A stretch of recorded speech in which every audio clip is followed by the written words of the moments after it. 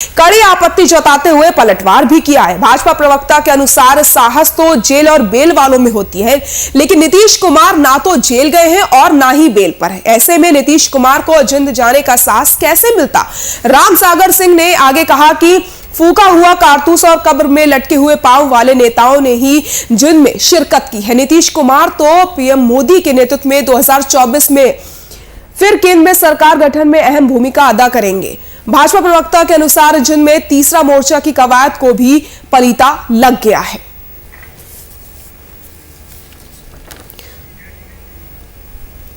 पूर्व प्रधानमंत्री देवीलाल की जयंती के मौके पर 25 सितंबर को हरियाणा के जींद में एक कार्यक्रम में बिहार के मुखिया नीतीश कुमार भी शामिल होने वाले थे, लेकिन जेडीयू ने साफ कर दिया है कि कार्यक्रम में मुख्यमंत्री नीतीश कुमार शामिल नहीं होंगे, जिस पर विपक्ष लगातार हमलावर हो रहा है।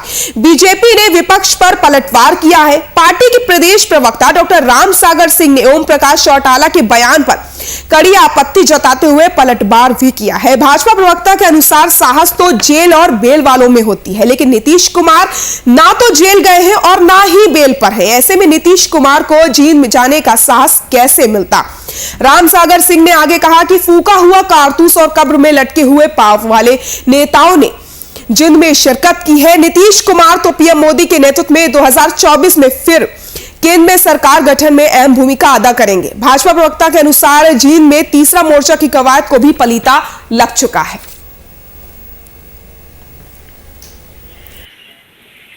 नीतीश कुमार जी के जिंद नहीं जाने का निर्णय का चौटाला जी ने ये कहकर आलोचना किया है कि वो साहस आता है, केस होने के बाद साहस आता है। अभी नीतीश जी के ऊपर केस नहीं हुआ है, जेल नहीं गए हैं, इसलिए जिंद में शामिल होने का निर्णय का साहस नहीं ले पाए हैं। दूसरी बात, वहां जितने लोग भी जुट रहे हैं, तीसरा मोर्चा की कवायद कर रहे हैं, वो सारे फूके हुए कारतूस हैं। उन कारतूसों के बीच ये जिंदा कारतूस का क्या काम है? इसलिए उनके नहीं जाने के निर्णय का भारतीय जनता पार्टी स्वागत करती है।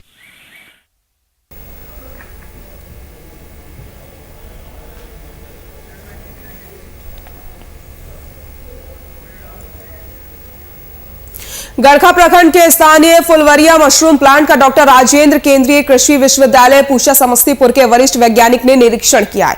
उन्होंने बताया कि अजय जी के द्वारा 2 एकड़ में मशरूम का प्लांट 2 साल पहले स्थापित किया गया। आज पूरे प्रदेश में यहां से मशरूम भेजा जा रहा है। साथ ही साथ सैकड़ों लोग इससे रोजगार पाकर खुश हो रहे हैं। अजय जी मशरूम प्लांट से प्रभावित होकर जिले के 5 से 6 प्रखंड में मशरूम के प्लांट लगाकर लाखों की कमाई के साथ साथ आसपास के ग्रामीणों के लिए रोजगार दे रहे हैं।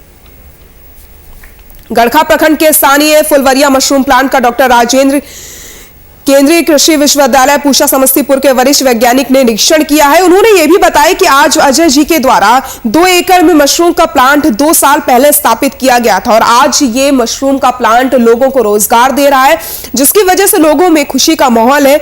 वो अपने घर परिवार का भरण पोषण अच्छे से कर पा रहे हैं। अजय जी मशरूम प्लांट से प्रभावित होकर जिले के 5 से 6 प्रखंड में मशरूम के प्लांट लगाकर लाखों की कमाई के साथ साथ आसपास के ग्रामीणों के लिए रोजगार दे रहे हैं। और तस्वीरों में आप देख सकते हैं किस तरीके से प्लांट का निरीक्षण किया जा रहा है और यह प्लांट कई लोगों को रोजगार भी दे रहा है, जिसकी वजह से लोगों में खुशी का माहौल बन गया है और आने वाले समय में भी और ज्यादा रोजगार इस प्लांट से उत्पन्न होगा। तो तस्वीरों में आपको हम दिखा सकते हैं किस तरीके से यहाँ पर प्लांट का निरीक्षण किया जा रहा है, किस तरीके से कामकाज हो रहा है, हर एक व्यवस्थाओं का निरीक्षण यहाँ पर किया गया है। खाद बनाने से लेके और मार्केटिंग का जहाँ तक सिस्टम है काफ़ी अच्छा है। जब इन्होंने काम शुरू किया था तो हमें लगता है कि उस समय 100 रुपया मशरूम बिकता था, अभी जो है 150 से 200 रुपये बिक रहा है।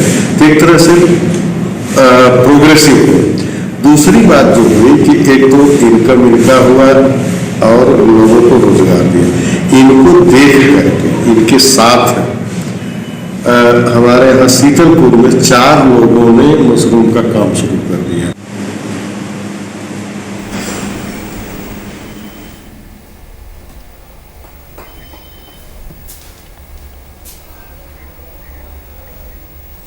मधेपुरा में अनुसूचित जाति कल्याण छात्रावास भवन निर्माण कार्यों में भारी गड़बड़ी की जा रही है, जहां केपी कॉलेज परिसर में तकरीबन 25 लाख की लागत से अनुसूचित जाति कल्याण छात्रावास का निर्माण कार्य पिछले लॉकडाउन से ही चल रहा है और इस योजना में भारी गड़बड़ झाला की बू आ रही है। हालांकि इस पूरे मामले को लेकर के मधेपुरा लोक शिकायत कार्यालय में भी मामला दर्ज कर लिया गया है, लेकिन इस मामले में जिला प्रशासन के द्वारा अब तक कोई कार्रवाई नहीं की गई है। बताते चलें आपको, भवन निर्माण कार्यों में गड़बड़ी को लेकर के स्थानीय छात्रावास अधीक्षक महेंद्र मुर्मू ने कई बार इस मामले को लेकर के भवन निर्माण विभाग के अधिकारी से शिकायत भी की है, लेकिन उनके द्वारा भी मामले को टाल मटोल किया जा रहा है। अभी तक कोई कार्रवाई की नहीं गई है। जब कोई कार्रवाई नहीं हुई तो थक हार कर मामला जिला लोक शिकायत कार्यालय में दर्ज किया गया। वहीं छात्रावास के अधीक्षक महेंद्र मुर्मू की माने तो भवन निर्माण कार्यों में हो रही अनियमितता की शिकायत के बाद कार्य रोक दिया गया था, लेकिन संवेदक ने चोरी छिपे लॉकडाउन का फायदा उठाकर निर्माण को लगभग पूरा करा लिया है। तमाम बार शिकायत की गई कि गड़बड़ी हो रही है, लेकिन उसके बावजूद भी किसी भी तरीके से कोई कार्रवाई नहीं की गई। मधेपुरा में अनुसूचित जाति कल्याण छात्रावास भवन निर्माण कार्यों में भारी गड़बड़ी की जा रही थी। हर एक जानकारी होने के बावजूद भी किसी भी प्रकार से कोई कार्रवाई नहीं होना लापरवाही दर्शाता है। जहां केपी कॉलेज परिसर में तकरीबन 25 लाख की लागत से अनुसूचित जाति कल्याण छात्रावास का निर्माण कार्य पिछले लॉकडाउन से ही चल रहा था और अभी तक कोई कार्रवाई नहीं हुई और इस योजना में भारी गड़बड़ झाला की बू भी आ रही है। हालांकि इस मामले को लेकर के मधेपुरा लोक शिकायत कार्यालय में भी मामला दर्ज किया गया, लेकिन इस मामले में जिला प्रशासन के द्वारा अब तक कोई कार्रवाई नहीं की गई। आपको बताते चले, भवन निर्माण कार्यों में गड़बड़ी को लेकर के स्थानीय छात्रावास अधीक्षक महेंद्र मुर्मू ने कई बार इस मामले को लेकर के भवन निर्माण विभाग के अधिकारी से शिकायत भी कर चुके हैं, लेकिन उनके द्वारा भी मामले को टाल मटोल किया गया और कोई कार्रवाई नहीं की गई।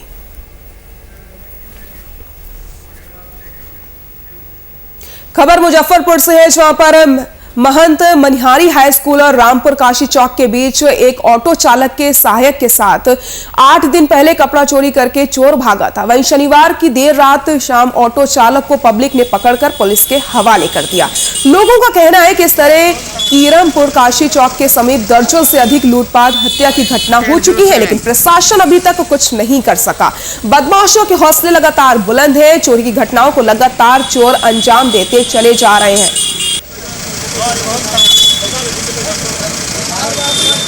हमारे पिताजी स्कूल पर कपड़ा खोल करके रख करके अब पानी में जाल लगाने के लिए स्कूल पर से जाल उठाने गए हैं। उधर से एक तो थ्री व्हीलर आया है, कपड़ा लूझा आया और थ्री व्हीलर के हाथ दे करके इसने थ्री व्हीलर पर भाग चला है। हमारे पिताजी साइकिल से उसको पीछा किया है जब तक इसने भाग।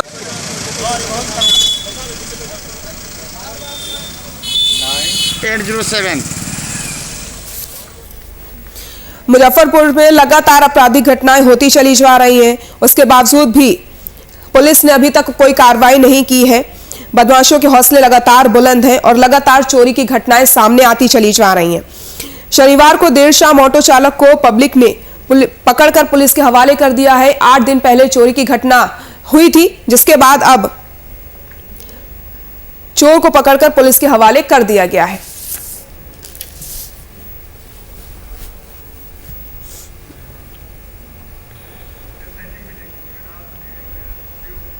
बिहार से अलग हुए झारखंड को 20 साल हो गए हैं, लेकिन जरुआडीह और बाराटीकर गांव की तस्वीर अभी तक नहीं बदल पाई है। जरुआडीह गांव में आज भी सड़क नहीं बन पाई है। गांव के लोगों को बरसात के दिनों में काफी परेशानियों का सामना करना पड़ता है। इस बारे में ग्रामीणों का यह भी कहना है कि सड़क बनाने के लिए विधायक से लेकर के मंत्री और सांसद तक सबसे गुहार लगाई जा चुकी है, लेकिन अभी तक ग्रामीणों की किसी ने नहीं सुनी है।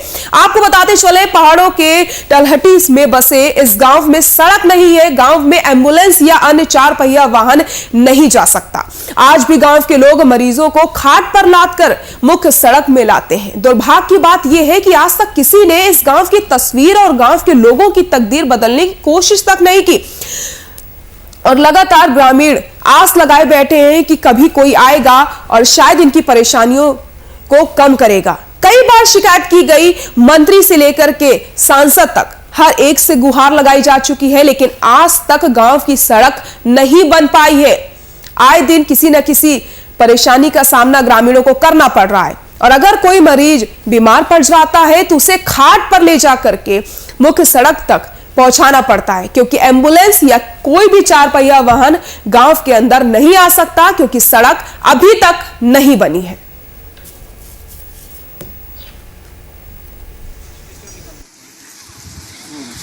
कहते हैं कि मतलब रोड हम लोग का ठीक अच्छा नहीं है। मान लिया डिलीवरी आदमी को आना जाना के लिए 1 किलोमीटर दूर लगने पड़ता है। हम लोग का समस्या है, रोड नहीं है हम लोग का। रोड इतना खराब है, हम लोग का सब कुछ का बहुत प्रोग्राम हो रहा है।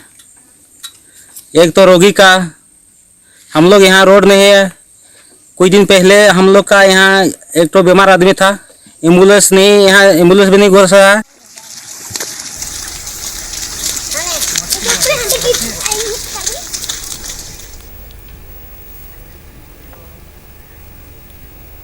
मधुबनी जिले के ललमनिया क्षेत्र के संतनगर गांव में चोरी की वारदात की सूचना पाते ही ललमनिया थाना पुलिस ने गाइड डॉग के साथ घटनास्थल पर पहुंचकर घटना की छानबीन आरंभ कर दी। जो पीड़ित व्यक्ति ने बताया कि चोरी की वारदात से हम लोगों का जहां लाखों की जेवरात के साथ साथ नगद की चोरी हुई है, वहीं ललमनिया थाना प्रभारी ने घटना की जल्द से जल्द उद्भेदन करने का प्रयास का भरोसा लोगों को दिलाया है। मधुबनी जिले के ललमनिया क्षेत्र के संतनगर गांव में चोरी की वारदात की सूचना पाते ही ललमनिया थाना पुलिस ने गाइड डॉग के साथ घटनास्थल पर पहुंचकर छानबीन शुरू कर दी। जहां पीड़ित व्यक्ति ने यह भी बताया कि वारदात में हम लोगों का लाखों का जेवरात चोरी हो चुका है और साथ ही साथ नगद भी चोर लेकर रफू चक्कर हो गए। वहीं ललमनिया थाना प्रभारी ने घटना की जल्द से जल्द जांच करके चोरों को पकड़ने का भरोसा दिलाया है।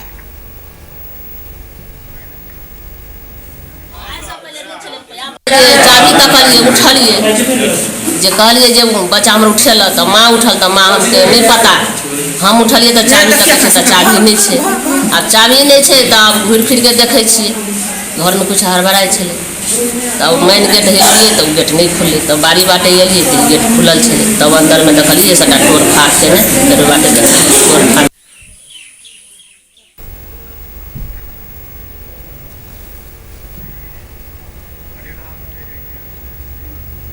2 साल पहले जिस गांव में 60 से 70 घर का परिवार हंसी खुशी से अपना जीवन यापन करता था, आज उस गांव में मगरमच्छों के आतंक से ग्रामीण पलायन करने को मजबूर हो गए हैं।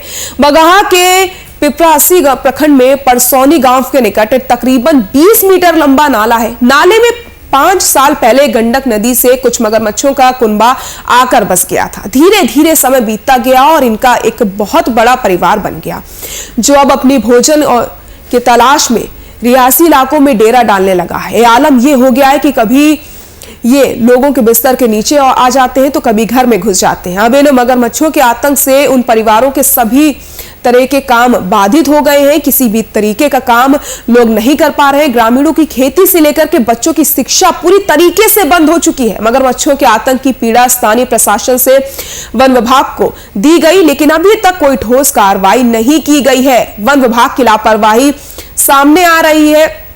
आलम यह हो चुका है कि ग्रामीण अपनी खेती भी नहीं कर रहे हैं, क्योंकि उन्हें डर सता रहा है कि कभी भी मगरमच्छ उन्हें अपना निवाला बना सकते हैं। यहां तक कि बच्चे अपनी पढ़ाई के लिए स्कूल भी नहीं जा रहे हैं, क्योंकि मगरमच्छ के आतंक से दहशत का माहौल पूरे गांव में बन गया है और हर प्रकार के काम, रोजमर्रा की जिंदगी पूरी तरीके से यहां पर बंद हो चुकी है ग्रामीणों की। और कई बार इसकी शिकायत वन विभाग को की गई, लेकिन अभी तक किसी भी प्रकार से कोई मदद ग्रामीणों की नहीं की गई है।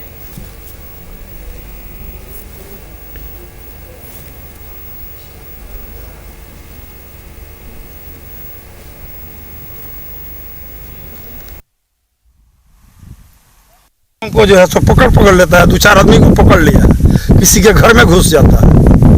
मगरमच्छ जो है किसी के घर में घुस जाता है, किसी को बाँह पकड़ लिया, किसी को पैर पकड़ लिया, घर में 3-4 बार घुस गया।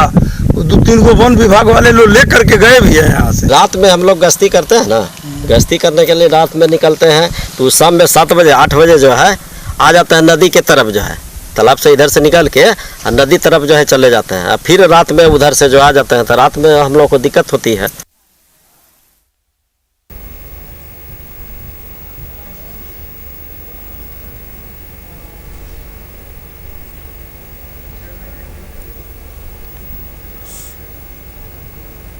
औरंगाबाद जिले के ओबरा क्षेत्र में शॉर्ट सर्किट से कपड़े की दुकान में भीषण आग लग गई, जिससे लाखों की संपत्ति जलकर राख हो गई। वहीं आग लगने के बाद आनन फानन में लोगों की मदद से आग बुझाने का प्रयास किया गया, लेकिन आग इतनी भीषण थी कि देखते ही देखते 20 लाख की संपत्ति जलकर राख हो गई।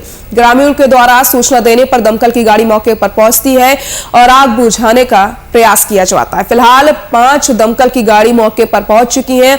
आग बुझाने का प्रयास लगातार किया जा रहा है। तस्वीरें आप देख सकते हैं कितनी भीषण आग लगी है और इस आग में 20 लाख की संपत्ति जलकर खाक हो गई है। जैसे ही लोगों को इसका पता चलता है, लोग आग बुझाने का प्रयास करते हैं और तुरंत ही दमकल विभाग को इसकी सूचना दी जाती है। मौके पर दमकल की 5 गाड़ियां मौजूद हैं जो आग बुझाने का प्रयास कर रही है। तस्वीरें आपको हम दिखा सकते हैं, आप देख सकते हैं कितनी भीषण आग ये लगी है और आग लगने की वजह शॉर्ट सर्किट बताई जा रही है। काफी नुकसान इस आग में हो चुका है। 5 दमकल की गाड़ी मौके पर मौजूद है, जिसमें आग बुझाने का प्रयास लगातार किया जा रहा है।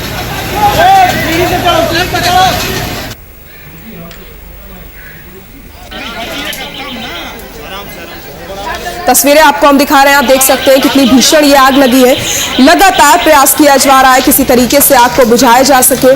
शॉर्ट सर्किट बताई जा रही है आग लगने की वजह और 20 लाख का नुकसान फिलहाल ये बताया जा रहा है इस आग में हुआ है।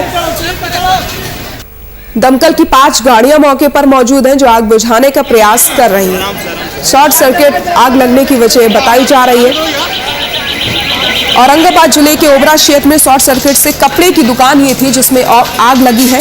भीषण आग लग जाती है देखते ही देखते, जिससे लाखों की संपत्ति जलकर खाक हो गई है। वही आग लगने के बाद आनन फानन में लोगों की मदद से आग बुझाने का प्रयास किया गया, लेकिन आग इतनी भीषण थी कि तुरंत ही दमकल विभाग को सूचना दी गई। दमकल की 5 गाड़ियां मौके पर पहुंचती हैं और आग बुझाने का प्रयास लगातार किया जा रहा है। फिलहाल ये बताया जा रहा है कि 20 लाख तक का नुकसान अभी हुआ है।